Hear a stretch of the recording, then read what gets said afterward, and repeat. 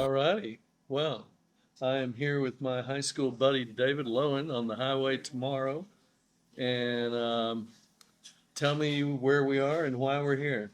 We are in a small town in Germany called Gelnhausen. Gelnhausen used to be called Barbarossaburg. It was the original capital of Barbarossa, Oh, the mad, red-headed king. okay. I was here from November of 1972 to June of 1974, stationed here with the U.S. Army. And you joined. I joined. Okay, you weren't drafted. I wasn't drafted, but my draft number was 67. Okay, is that why you joined? Well, Nixon had done away with student deferment, Right. and the lady down the street told me I was going to go. Uh-huh. That's what happens when you anger the head of the draft board in your local small town. Uh-huh. Okay. So, I left on June 24th, 1974, Okay. and today is June 24th, 2020. All right. So Wow. it's 50 years to the Well, day. congratulations. Yeah, you're alive and well. Alive and well. Well, I'm alive. Yeah. And I've always wanted to come back. This is your first time back here. First time back Wow, in 50 in years. 50 Wow. years. And And there's no army base anymore. there is no army base. It's been turned into, it was an old SS army base. What does that mean? Uh, Special Secret Service or? well, the German SS. Oh, Uh, not during the not- war. it was built in the 1930s. Oh, shit. Okay. Yeah. Wow. And it's so when the war ended and the American sector Uh-huh. army just took all the German military bases and transformed them into their own. So that's where I was, and where we were stationed at Gelnhausen, the town that came through Fulda. Uh-huh. Well, because it was Eastern Europe versus Western Europe, Right. Eastern Germany, the Fulda Gap is the traditional invasion route from Eastern Europe to Western Europe. Okay. So Wow. our job was to defend the Fulda Gap. Okay. Oh, wow. Okay. By the way, we're at a kebab restaurant. We're eating and having beer, so it sounds like we're smacking our lips in the background. So, defend from who The Russians. at the time? Okay. So it was a Cold War thing. Cold War thing. We used to refer to it as the commie hordes. The Communist Lords. Wow. And was there a constant threat that they were going to come into Fulda? The U.S. government always felt that all the other little hot spots that appeared from the end of the war Uh-huh. until the end of the Cold War were just ruses by the Russians. When the Korean War started, we actually sent more troops to Europe than we did to Korea. Really? We felt that the Russians that was just a ruse, and the Russians were going to attack. Wow. So our job, there was a smaller unit in Fulda, and then we were the 1st Battalion, 33rd Armored. We had 52 tanks, and our job, if war came, was to quickly move up to the gap and slow them down.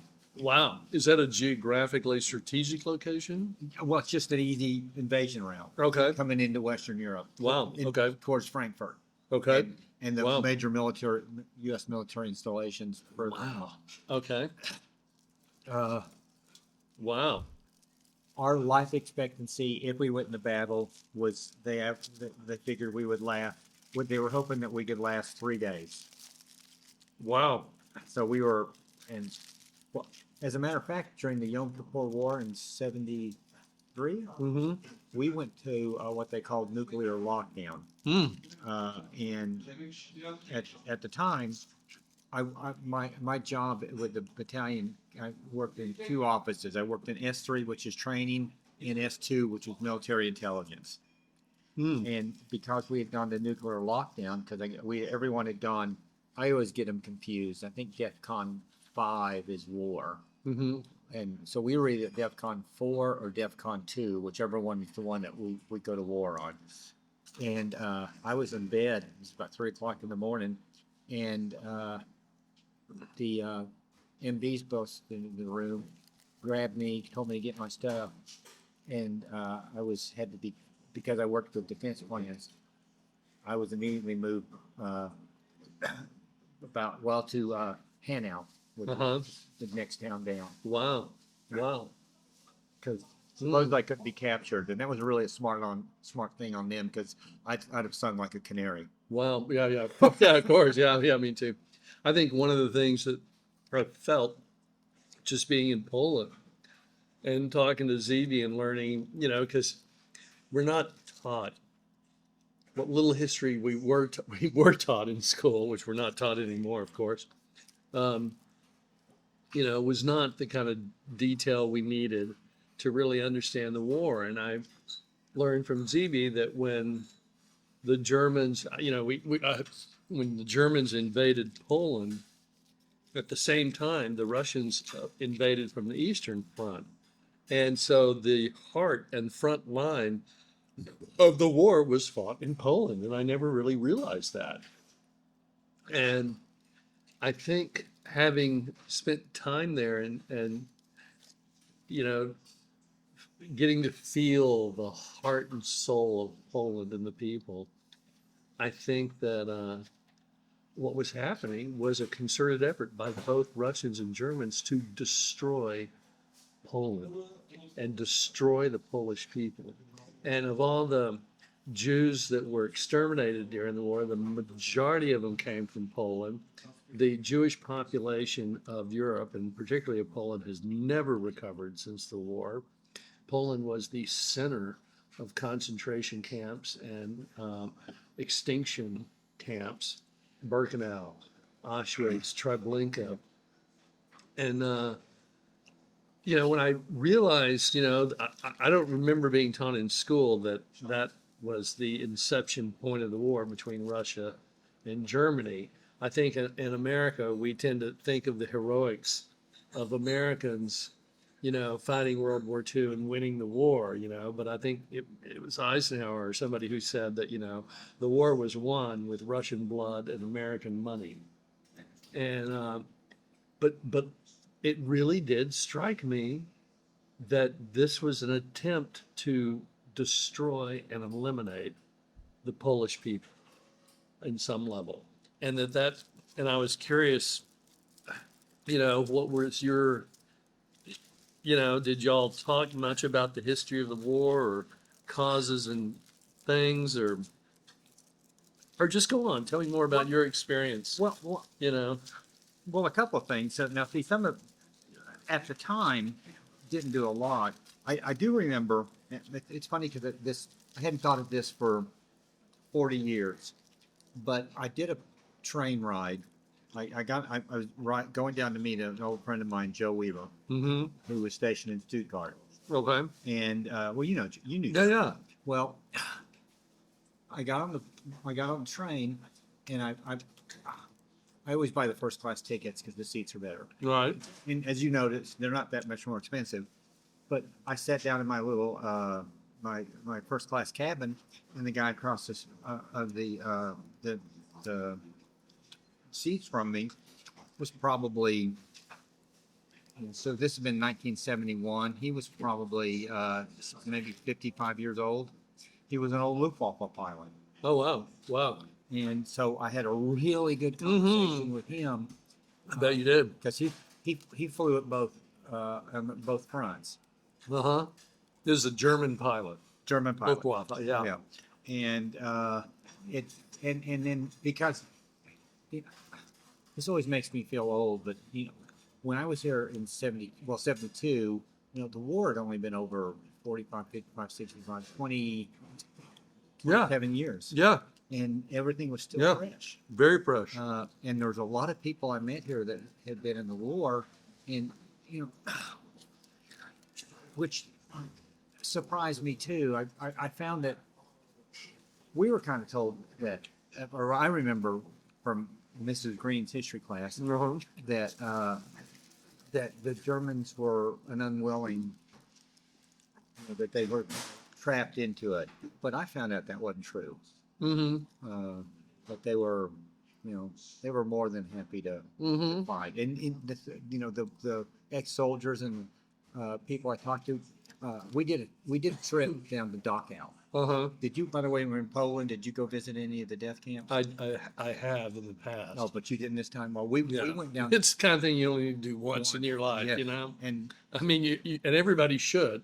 Don't get me wrong. I think everybody needs to go to see the reality of the situation, to really have it seared into your brain how evil human beings can be.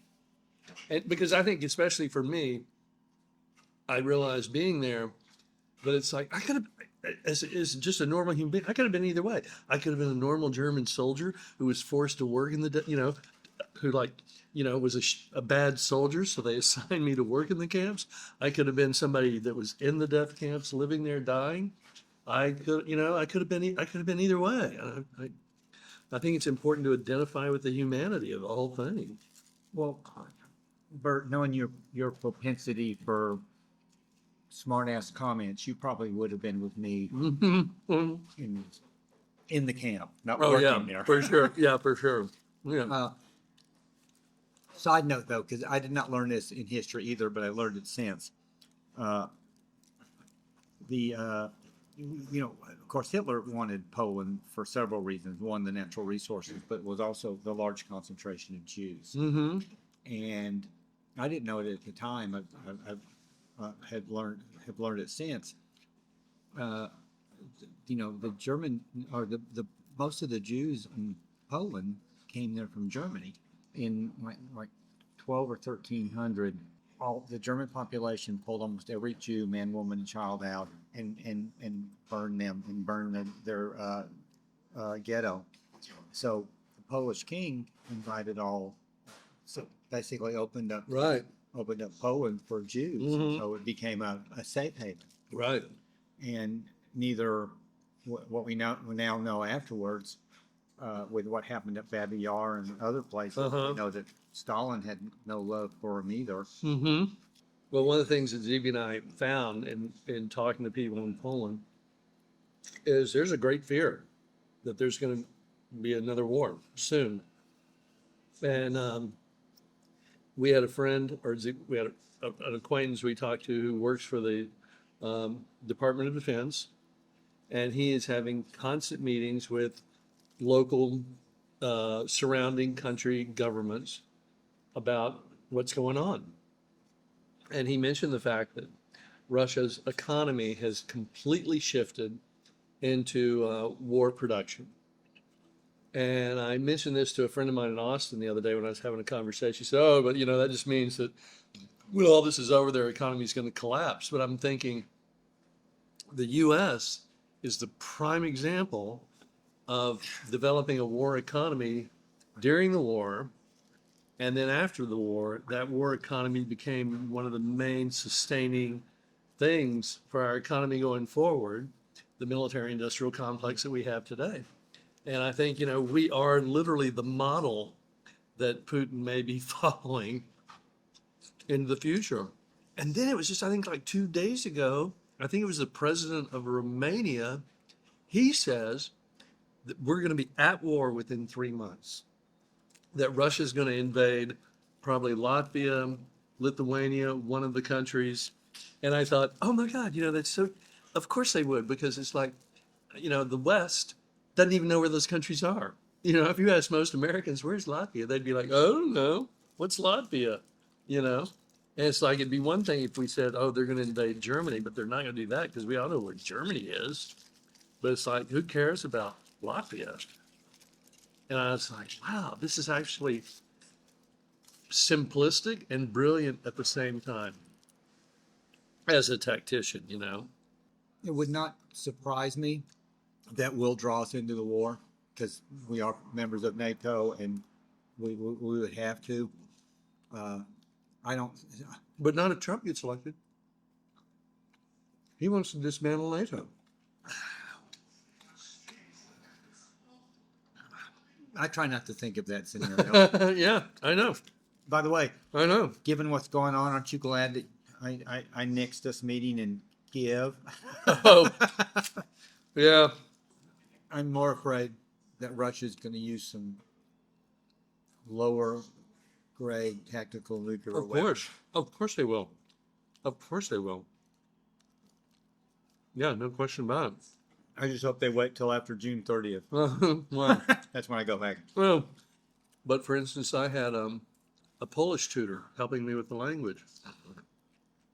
And she teaches, she's a teacher, her husband's a teacher. They have a young daughter, and they're scared, and when I talked about it with them, she said, I'd rather not think about this, but yeah, we're really scared. And of course, I said, if it breaks out, come to Bali. You can have my house, Not that we're going to be immune from it over there. Okay, let's stop talking about this for a while.